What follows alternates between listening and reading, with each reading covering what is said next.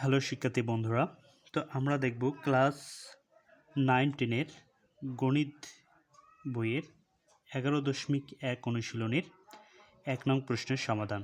তো প্রশ্নটি হচ্ছে, দুইটি বর্গক্ষেত্রের বাহুর দৈর্ঘ্য যথাক্রমে a মিটার এবং b মিটার হলে এদের ক্ষেত্রফলের অনুপাত কত হবে?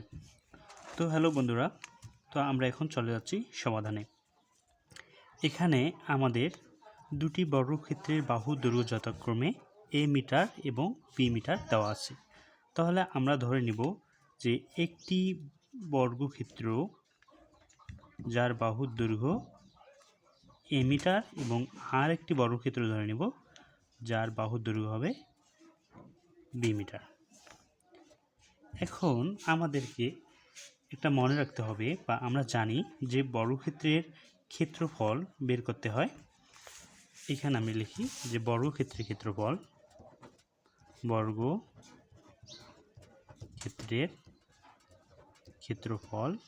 আমরা জানি যে দৈর্ঘ্য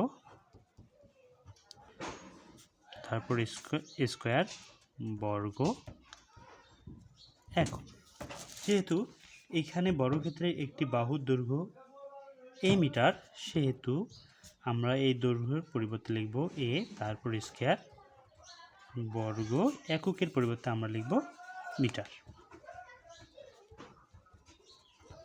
তাহলে আমরা এখানে দেখতে পারি যে এই বর্গক্ষেত্রের ক্ষেত্রফল হবে a স্কয়ার এবং এই বর্গক্ষেত্রের ক্ষেত্রফল হবে b স্কয়ার।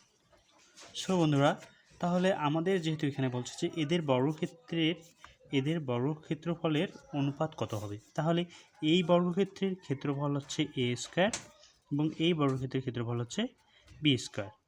তাহলে এই দুইটা ক্ষেত্রফলকে আমরা যদি অনুপাত হিসাবে প্রকাশ করি, তাহলে ক্ষেত্রফল দ্বারায় a স্কয়ার অনুপাত b স্কয়ার। তো মূলত আমাদের এটাই হচ্ছে, দুটি বর্গক্ষেত্রের ক্ষেত্রফলের বাহুর দৈর্ঘ্য a মিটার এবং b মিটার হলে এদের ক্ষেত্রফলের অনুপাত হবে a স্কয়ার অনুপাত b স্কয়ার। সো শিক্ষার্থী বন্ধুরা, তাহলে আমরা কিভাবে লিখব, তো আমি এখন দেখা দিচ্ছি। তাহলে এখানে যেহেতু দেওয়া আছে যে দুটি বর্গক্ষেত্রের বাহুর দৈর্ঘ্য যথাক্রমে a মিটার এবং b মিটার, তাহলে আমরা ধরে নিতে পারি, প্রথম বর্গের বাহুর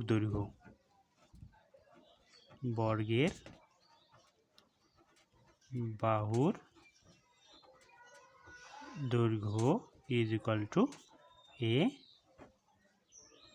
মিটার। তাহলে দ্বিতীয় বর্গের বাহুর দৈর্ঘ্য হবে আমাদের b মিটার। তাহলে অতএব দ্বিতীয় বর্গের বাহুর দৈর্ঘ্য সমান b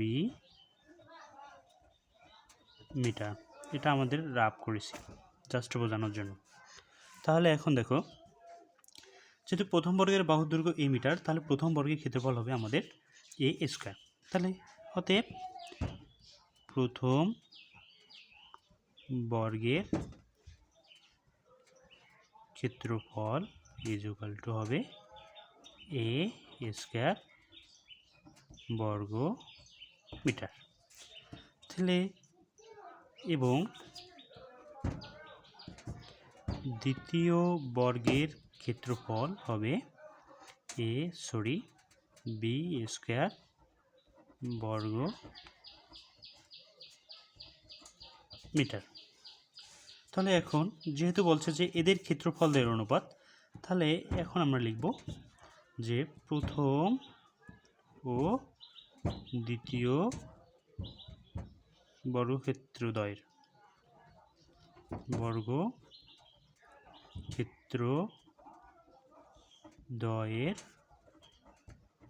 অনুপাত ইজ ইকুয়াল টু হচ্ছে a স্কয়ার অনুপাত দ্বিতীয় বর্গের ক্ষেত্রফল হচ্ছে b স্কয়ার। তো মূলত আমাদের এটাই অ্যান্সার।